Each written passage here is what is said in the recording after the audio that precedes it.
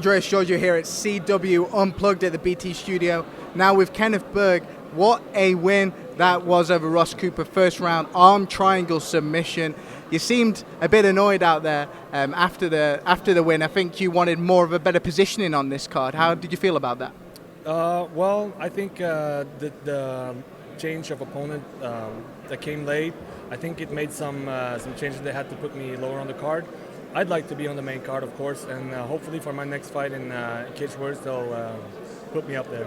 Yeah, that's 5-0 now that you've advanced in your career. Light heavyweight, Cage Warriors signed a lot of light heavyweight fighters, really looking to pad out the division, and it looks like you could potentially be one of those names that's pushing up there when they introduce a championship belt. Is that the whole idea behind it? You know, you always want to look forward, but at the same time, you have to take one fight at a time. And like I said, I'm ready to fight anyone, anytime.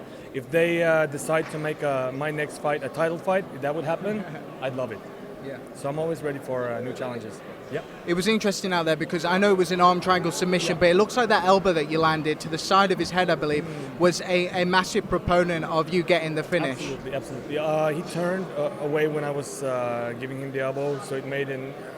I was able to put even more force in the elbow, and I could tell how much he was bleeding, so the arm triangle slid right easy. It was pretty quick. Yeah, and I felt that he was going to tap right away.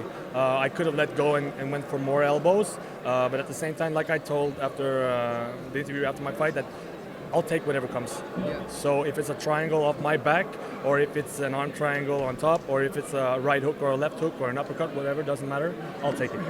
You're from Norway, right? Yeah. Yeah, I mean, Norwegian fighters, it seems to be growing. I was covering the World Championships of Amateur MMA.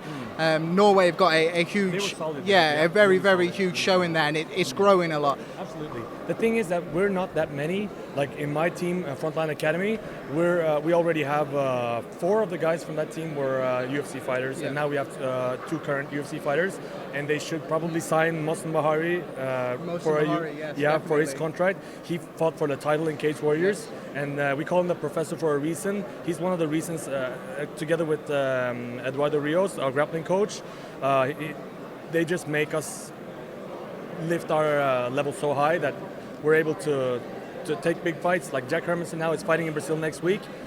Look out for that fight because that's going to be explosive. That's a really exciting one, Jack Hermansson. And they're giving him an opponent with 9 UFC fights. He won the Ultimate Fighter, Brazil. Yeah. This is a huge name, a huge fight in Brazil.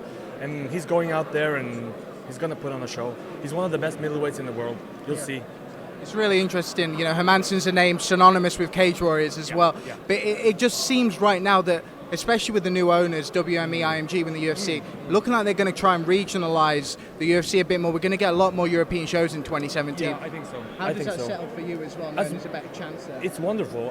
If they're coming to Sweden, if they're coming to Denmark, even England, of course, I would never say no to a chance to fight there. And it also makes local talent. It gives them the opportunity to come on the big show.